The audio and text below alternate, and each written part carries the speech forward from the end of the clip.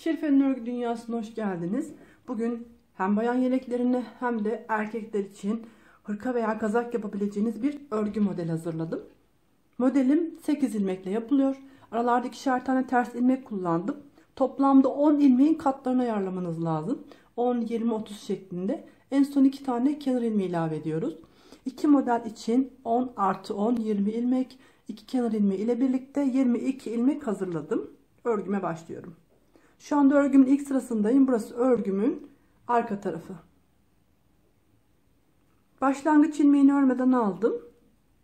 Bir ilmek düz ördüm. Bu iki ilmek örgü bitene kadar düz olarak devam edecek. Sonraki 8 ilmeğimi ters olarak örüyorum.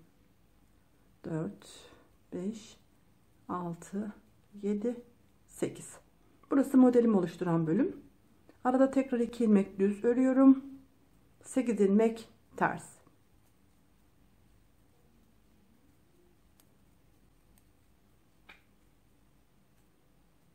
Sonraki kalan 2 ilmeğimi düz örerek arka tarafta örgümü tamamladım. Örgümün ikinci sırasındayım ve ön yüzdeyim. Başlangıçtaki 2 ilmeğimi ters olarak ördüm. Burada 8 ilmekten oluşan bölüm benim modelimi oluşturan bölüm. Burada bir tanesine model uyguluyoruz. Diğer bölümü düz olarak örüyoruz. Bunun için başlangıçtaki 8 ilmeğimi düz olarak örüyorum.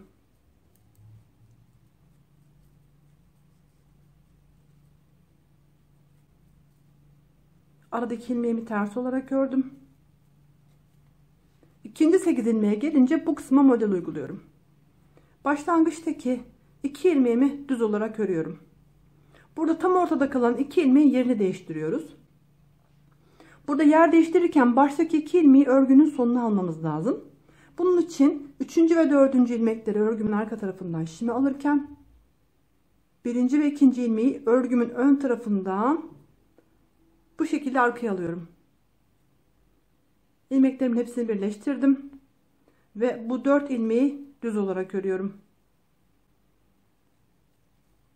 Kalan 2 ilmeğimi düz örerek modelimi bitirdim.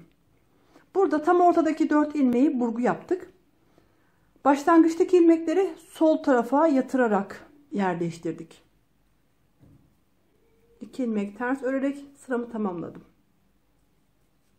Örgünün arka tarafındayım. Örgüm bitene kadar arka tarafta 2 ilmek düz, 8 ilmek ters şeklinde örmeye devam ediyoruz. Tekrar örgümün ön yüzündeyim. Başlangıçtaki 2 ilmeğimi ters ördüm. Sonraki 8 ilmeğimi düz olarak örüyorum.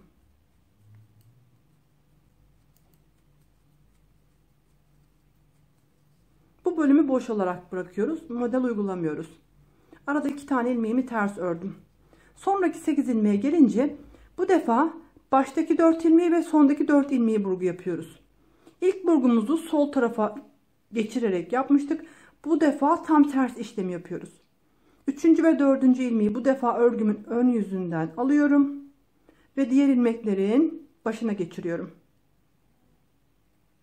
Yer değiştirmiş olduğum bu 4 ilmeği düz örüyorum. Aynı şekilde 3. ve 4. ilmeği örgümün ön yüzünden şişime alıyorum. Bu şekilde örgünün ön yüzünden ilmeklerin başına geçiriyorum. Ve yer değiştirdikten sonra 4 ilmeğimi de düz olarak örüyorum.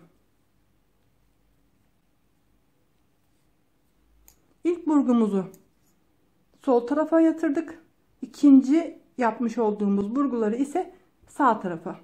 İlk bölümde tek burgu yapıyoruz. İkinci bölümde 2 adet burgu yapıyoruz. Arka tarafta ilmekleri aynen örerek devam ediyorum. Tekrar örgümün ön yüzündeyim. Baştaki 2 ilmeğimi ters örüyorum. Sonraki 8 ilmeğimi düz olarak devam ediyorum. Tekrar arada 2 tane ilmeğimi ters olarak ördüm. Model uyguladığım bölüme geldim. Tekrar tam ortada kalan 4 ilmeğe başlangıçtaki işlemi yapıyoruz. Bunun için baştaki 2 ilmeği düz ördüm. İlmeğimin 1. ve 2. başındaki ilmeği örgümün ön tarafından alıyorum ve diğer ilmeklerin arkasına geçiriyorum.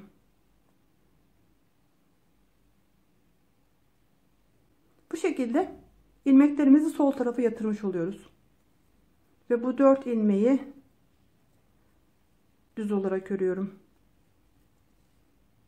Kalan 2 ilmeğimi düz ördükten sonra sıramı bu şekilde tamamlamış oluyorum. Arka tarafta ilmeklerimi aynen örerek geliyorum. Tekrar örgümün ön yüzündeyim. Başlangıçtaki 2 ilmeğimi ters örüyorum. Sonraki 8 ilmeğimi düz olarak devam ediyorum. Tekrar arada 2 tane ilmeğimi ters ördüm. İkinci modele gelince bir önceki modelde sol tarafa yatırmıştım. Tam ortada bir tane burgu yapmıştım. Bu defa 2 burgu yapıyoruz ve bu ilmekleri sağa yatırıyoruz. Bunun için sondaki 3. ve 4. ilmeği örgünün ön tarafından şişimizin başına geçiriyoruz ve yer değiştirmiş olduğumuz 4 ilmeğimizi düz olarak örüyoruz.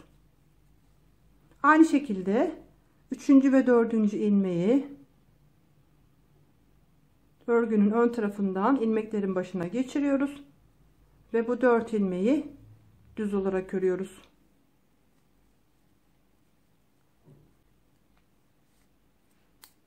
Önce tam ortadaki 4 ilmeği tek burgu yaptık.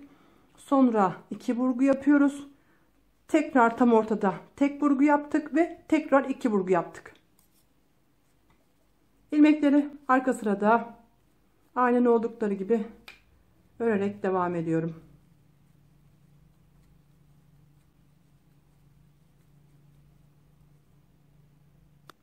Tekrar örgümün ön sırasındayım. Baştaki 2 ilmeğimi ters ördüm.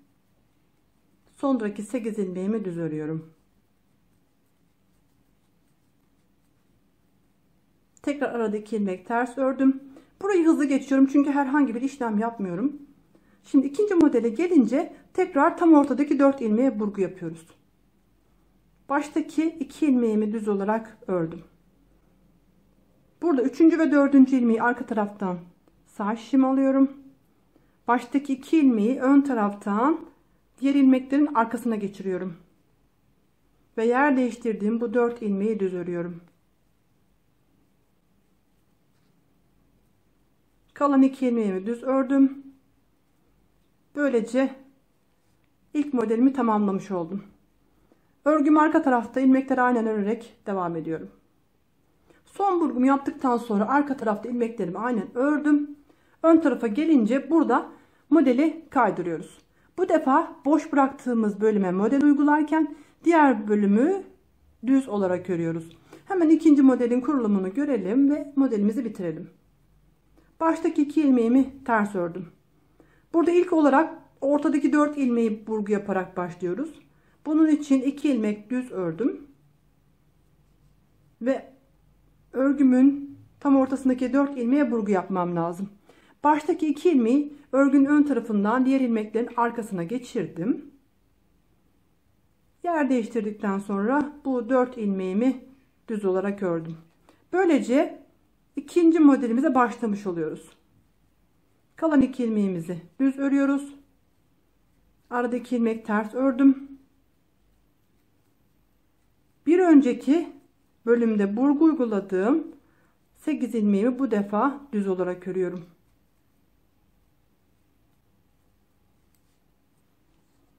Aynı burada yaptığımız işlemleri bu defa bu tarafta ilk modelde uygulayarak devam ediyoruz.